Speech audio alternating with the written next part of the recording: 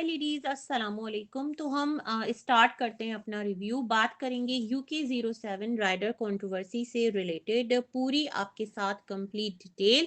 तो कंट्रोवर्सी का स्टार्ट तब होता है जब अनुराग ने अपने यूट्यूब पर एक 2 आवर्स का वीडियो अपलोड किया, जो बाद में डिलीट हो गया। इस वीडियो में वो रो रहे थे और उन्होंने अपनी फैमिली पर बहुत ज़्यादा संगीन इल्ज़ामात लगाए। उन्होंने कहा कि उनकी फैमिली उनकी वाइफ रितिका को एक्सेप्ट नहीं कर रही क्योंकि वो दूसरी कास्ट की हैं। साथ ही साथ उन्होंने दावा किया कि उनका बैंक बैलेंस, उनकी महंगी गाड़ियां और उनका फेमस UK07 गैराज उनके भाई कलाम और जो उनके फादर हैं उन्होंने अपने कब्जे में ले लिया है। इन तमाम तर सिचुएशंस की वजह से वो बहुत ज़्यादा परेशान हैं। मेंटली जो है वो चीज़ों को फेस नहीं कर पा रहे, उनसे ये सिचुएशन बर्दाश्त नहीं हो रही और बहुत ज़्यादा मेंटल टॉर्चर को वो फेस कर रहे हैं, जिसकी वजह से उन्होंने अपने साथ ऐसा भी हुआ कि बहुत कुछ गलत करने की कोशिश भी की, अपने आप को उन्होंने नुकसान पहुंचाने की भी कोशिश की।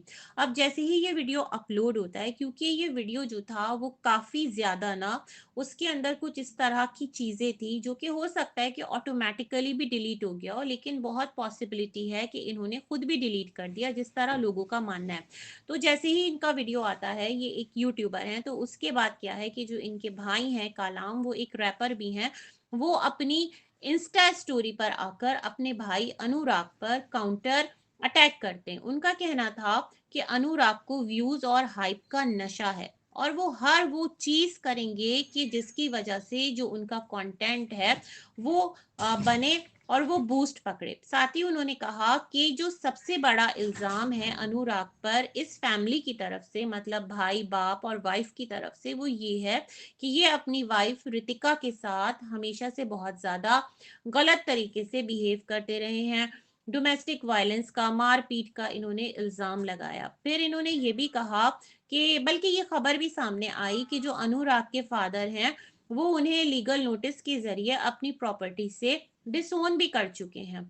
अब क्या होता है कि 8 मार्च 2026 को ये कंट्रोवर्सी एक नया रुख इख्तियार करती है कि जब अनुराग का गाजियाबाद दिल्ली मीरठ एक्सप्रेसवे पर बहुत बुरा कार एक्सीडेंट होता है।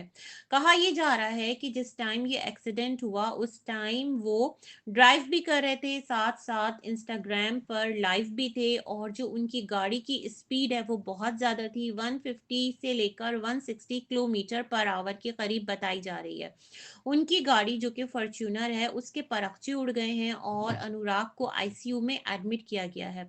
उन्हें मल्टीपल फ्रैक्चर्स भी आए हैं, लेकिन डॉक्टर्स के अकॉर्डिंग वो काफ़ी अभी जो है ना स्टेबल हैं और खतरे से बाहर उनकी हालत बताई जाती है। बिग बॉस 17 के बाद से ही अनुराग का जो एक इमेज है वो हमेशा से एक कंप्लेनिंग कॉन्टेस्टेंट का रहा है, यानी हर वक्त कंप्लेन्स करते रहना, हर वक्त शिकायतें करते रहना दूसरों के रवैये के। इसलिए बहुत से लोग उन्हें अब भी फेक समझ रहे हैं। लेकिन दूसरी साइड पर कुछ लोग कहते हैं कि ये एक सीरियस मेंटल हेल्थ का इशू लग रहा है, जिसे बिल्कुल भी मजाक या फिर कोई फेक स्ट्रेटजी नहीं कंसिडर करना चाहिए। जबकि जो उनके फैंस हैं, एक तरफ वो हैं और दूसरी तरफ जो उनके फैंस नहीं हैं उनका एक ही स्टांस है, मतलब जो उनके ऑपोजिट हैं, कि ये सब कुछ व्लॉग के लिए कंटेंट है। ये कंट्रोवर्सी अब सिर्फ यूट्यूब तक लिमिटेड नहीं है, ये एक फैमिली फ्यूड, प्रॉपर्टी डिस्प्यूट और मेंटल हेल्थ क्राइसिस का मिक्सचर बन चुकी है।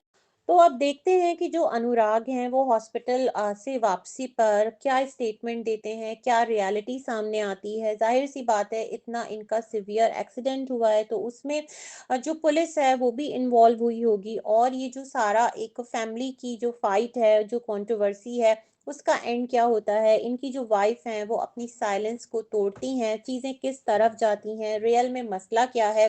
सच में ये एक सिंपल कंट्रोवर्सी है व्यूज या कंटेंट के लिए, या सच में इनके साथ कोई ऐसा जेन्युइन इश्यूज है, ये तो जब तमाम तर चीज़ें इन्वेस्टिगेशन पर जाएंगी तो ही पता चलेगा। लेकिन इस टाइम ये मोस्ट हाइप्ड कंट्रोवर्सी है सोशल मीडिया पर। तो ये मेरा एक छोटा सा रिव्यू था। अगर आप नहीं जानते तो आपको पता चल गया होगा कि अनुराग जो हैं उनके उनको लेकर क्या क्या चीज़ें चल रही हैं।